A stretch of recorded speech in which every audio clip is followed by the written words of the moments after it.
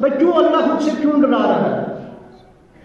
اللہ خود سے کیوں ڈرا رہا ہے؟ اصل میں بات یہ کہ اللہ خود سے اس لیے ڈرا رہا ہے، وہ جیسے ایک ہے نا کہ ایک سجدہ تجھے ہزاروں سجدوں سے دیتا ہے نجات، اس طرح اللہ کا ایک خوف تجھے ہزاروں خوفوں سے دے گا نجات، اللہ کا ڈر تجھے ہزاروں ڈروں سے دے گا نجات۔ ایک رب کا ڈر پیدا کرو، سارے ڈر تمہارے اندر سے رفع ہو جائے گا۔ اللہ کہتے ہیں میرا ہی ڈر رکھو۔ کیوں ڈر رکھوا رہا ہے؟ اس لیے کہ ایک تو رب کا جب ڈر پیدا ہوگا اور بندہ پرہیزگار ہوگا تو وہ ہزاروں خوفوں سے نجات بھی پالے گا اور پرہیزگار بھی ہوگا۔ کیوں؟ اسے رب کا ڈر ہوگا۔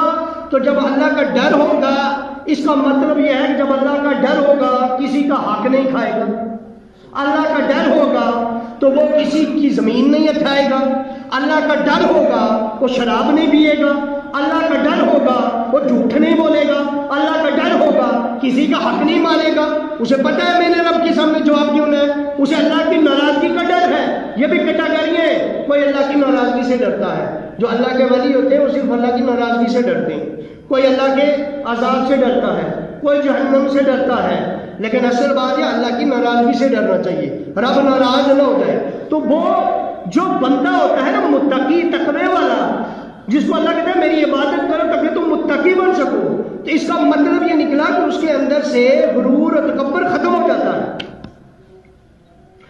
اب آپ اپنی عبادتوں کو ٹٹولو، اب آپ اپنی عبادتوں کا معائنہ کرو۔ اگر آپ مسجد میں نمازیں بھی پڑھتے ہو، تہجد بھی پڑھتے ہو، 5 وقت کی نمازوں کے ساتھ 4 اور نمازیں بھی پڑھتے ہو، تہجد کی، اشراق کی، چاشت کی، اوابین کی، آپ اگر مسجد سے باہر نکلتے ہو تو دوسرے کو گھٹیا سمجھتے ہو، آپ مسجد سے باہر نکلتے ہو کسی کو برا بھلا کہتے ہو، آپ نے کسی کا حق کھایا، آپ نے کسی کا پیسہ کھایا، آپ نے کسی کی توہین کی، کسی کی عزت کو اچھالا، آپ نے کسی کو گھٹیا سمجھا، کسی بھی معاملے میں گھٹیا سمجھا، اس کا مطلب یہ نکلا کہ جو عبادت کا مقصد تھا وہ پورا نہیں ہوا۔ اگر عبادت کا مقصد پورا نہیں ہوا تو تمہاری عبادت ہی قبول نہیں ہوئی۔ کیونکہ اللہ کیا کہتے ہیں، آیت کو سمجھے، اسلوب کو سمجھے، عبادت اس رب کی کرو جس نے تمہیں خلق کیا، اس لیے لعلکم تتقون، تاکہ تم متقی بنو۔ اگر عبادت کا مقصد ہے متقی بنو، اگر بنے نہیں متقی عبادت کا مقصد ہی پورا نہیں ہوا۔ گویا عبادتیں کرانے سے بندے تیرے اندر خوبیاں پیدا ہوں گی، تیرے اندر خوبیاں پیدا ہوں گی، رب کو ذات کو اس کا فائدہ نہیں، تجھے فائدہ ہے۔ ایک تو اللہ کے علاوہ باقی سب خوف مٹ جائیں گے، اور دوسرا تو لوگوں کے لیے مفید ثابت ہوگا، نقصان دینے والا ثابت نہیں ہوگا۔ تیرے اندر اگر رب کا خوف ہے تو تجھے پھر یہ 1000 بار سوچنا پڑے گا کہ میں نے اس رب کی بارگاہ میں پھر حاضری دینی ہے۔ میں اور جست لگاتا ہوں کیونکہ دوسری آیت کی بھی میں نے تلاوت کی تھی، منٹ میرے پاس میرے ہمیں ساتھ رہ گئے اس گاڑی کے ساتھ۔ اچھا جی آگے اللہ اب اللہ بتا رہا ہے، دیکھیں کتنا کرم والا رب ہے۔ اللہ نے تمہیں پیدا کیا، تم سے پہلو کو پیدا کیا، اس کی عبادت کرو، اس نے تمہیں تخلیق کیا۔ اب اللہ ایک بات بتاتا ہے، ادھر دیکھیں، ایک بیٹا ہوتا ہے نا، بیٹے کو باپ بڑا کرتا ہے، شادی کراتا ہے، بہت بڑا دیالو باپ ہو، اللہ نے مال کچھ دیا ہو، وہ اس کے لیے گھر بناتا ہے، اس کی شادی کراتا ہے، گھر دیتا ہے، یہ لو بیٹا یہ تیرا عالیشان گھر ہے، ساری چیزیں بھی اس میں رکھ لیتا ہے، ٹھیک ہے نا۔ اسی لیے ماں باپ کو کما ربا یعنی صغیرہ اپنا رب کی کہا گیا۔ قرآن مجید نے کہا، اللہ کہتا ہے ان کی لیے دعا کیا کرو، اس طرح دعا کیا کرو کما ربا یعنی، جیسے یہ بچپن میں میرے رب تھے، یعنی پالنے والے تھے، وہاں مانا مجازی ہے، لیکن میں یہ بات کر رہا ہوں کہ باپ یہ سلوک کرتا ہے تو اللہ کو دیکھو، اللہ نے اپنوں کو نہیں، باپ کس کو کرے گا یہ کام؟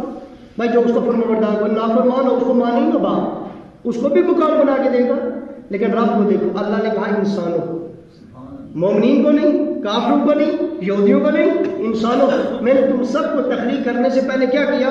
الذی جعل لکم الارض فراشا، زمین کو تمہارے لیے فرش بنایا، بچھونا بنایا، فرش بھی نہیں، فرش نہیں، فرش یہ فرش نہ کہنا، بچھونا کہنا، میں بتاتا ہوں میں نے کیوں کہا یہ۔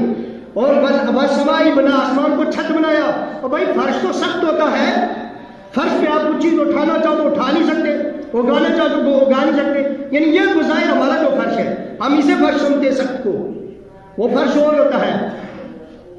بچھونا بنایا, بچھونا تھوڑا تھوڑا نرم ہوتا ہے. زمین کو دیکھو نا, اللہ نے کس قدر انسان تمہارے لیے بنایا. نہ سخت بنایا کہ تم اس کے اندر کچھ اکھاڑ نہیں سکتے, اس کے اندر کچھ بنا نہیں سکتے, تم اس کے اندر کچھ اگا نہیں سکتے, تم اس کے اندر کچھ اٹھا نہیں سکتے مکان. اور نہ اتنا نرم بنایا کہ تم اس کے اندر ہی دھستے چلے جاؤ, نہ اتنا گرم بنایا کہ تم رہ نہیں سکتے, نہ اتنا ٹھنڈا بنایا کہ تم ہو جاؤ. اللہ نے تمہارے لیے اس طرح کا بچھونا بنایا. اس طرح کا بچھونا رب نے زمین کو تمہارے لیے بنایا. اور صرف یہی بچھونا ہی نہیں بنایا, پھر کیا, یعنی پورے انسانوں کو اللہ کہہ رہا ہے. اصل کو پورا سمجھے, پیچھے جائے, پورے انسانوں کو اللہ, سب کو, جو اپنے ہیں نافرمان ہیں, کافر ہیں, یہودی ہیں, سب کو اللہ کہہ رہا ہے میں نے سب کے لیے یہ بندوبست رہائش کا لیے کیا. یہ سب کیا, پھر اوپر چھت بنا دیا. چھت نہ ہوتا کتنا خوفناک رات ہوتی, سجا دیا رات کو ستاروں سے, چاند سے, سورج سے. سورج نہ ہوتا تو رب نے اس سے سجایا. پھر یہی نہیں, تمہارے لیے رہائش کا پورا پورا بندوبست بھی کیا. اس زمین کو اتنا, اس زمین کو تمہارے لیے کھانے کا بھی سبب بنایا. کیا, پھل فروٹ. اللہ, اچھا یہاں آیت کو آپ دیکھیں, اللہ یہ کہہ رہا ہے فَأَخْرَجَ بِهِ مِنَ الثَّمَرَاتِ رِزْقًا, یعنی آسمان سے پانی نازل کیا. اللہ کہتا ہے وَأَنزَلَ مِنَ السَّمَاءِ مَاءً, آسمان سے پانی نازل کیا. فَأَخْرَجَ بِهِ مِنَ الثَّمَرَاتِ رِزْقًا, اس سے نکالے تمہارے لیے پھل. سبحان اللہ. شارٹ میں بات کروں گا, بہت سی باتیں اس میں سمجھانے والی تھی لیکن شارٹ میں بات کروں گا. ایک تو پہلے یہ بات یاد رکھیں کہ یہ پانی, کچھ لوگ کہتے ہیں صرف بخارات پانی بن کے آتے ہیں. یہ بخارات ٹھنڈے ہو کر بارش برسنے کا سبب ہے, لیکن اصل بارش آسمان سے برستی ہے جو قرآن کہتا ہے. آپ حدیث پڑھیں, تفسیر پڑھیں, میں نے روح البیان میں پڑھا ہے. رب کائنات وہی فرماتا ہے عرش پہ, عرش کے نیچے ایک دریا ہے, اور اس دریا, وہ دریا پھر وہ عرش, پھر وہ عرش کے اوپر دریا, وہ دریا پانی نازل کرتا ہے. جب وہی اس پہ نازل ہوتی ہے پہلے آسمان کو, وہ آگے کرتا ہے دوسرے آسمان کو, پارسل کرتے ہیں یہاں تک کہ آخری آسمان نازل کرتا ہے. کس پر, بادلوں پر. بادلوں کو حکم دیتا ہے اللہ چھنی بن جاؤ, بادل چھنی بن جاتے ہیں, اور چھنی بنتے ہیں تو وہ قطرے قطرے کی صورت میں پانی تبدیل ہو جاتا ہے. پھر جب پانی قطرے قطرے میں تبدیل ہو جاتا ہے, پھر یہی نہیں, آپ کا چھت اگر چوبنا شروع ہو جاؤ, کچے مکانوں میں جب رہتے تھے پھر زمین پہ گڑا بن جاتا تھا. ابھی بھی دیکھو کہیں پکی جگہوں پہ گڑا بن جاتا ہے. اتنے آسمان سے نازل ہونے والی اتنی بارش, تمہاری زمین سلامت ہے. وجہ کیا ہے, وہ جو چھنی بن کے بارش اترتی ہے نا, رب ہر قطرے کے ساتھ ایک ایک رحمت کا فرشتہ بھی نازل کرتا ہے, جو اس کو بارش تمہارے لیے رحمت بن کر آتی ہے. اور وہ پھر اس کے ذریعے اللہ کیا کرتا ہے, دیکھو آسمان سے پانی اترا, زمین سے زمین کو پھر اس قابل بنایا تمہارے لیے رزق. اب ایک زمین ہے, اب میں اس پہ نہیں آتا کہ رب ایک ہے, زمین ایک ہے. بیج سوکھا ہوا ڈالتے ہیں تو طرح طرح کے آنکھوں کو رنگ دیکھنے کو ملتے ہیں, سننے کو طرح طرح کی آوازیں ملتی ہیں, دیکھنے کو کوئی چھوٹا درخت, کوئی بڑا درخت, کوئی گرم تاثیر والا, کوئی ٹھنڈی تاثیر والا, کوئی ترش, کوئی کڑوا, کوئی میٹھا.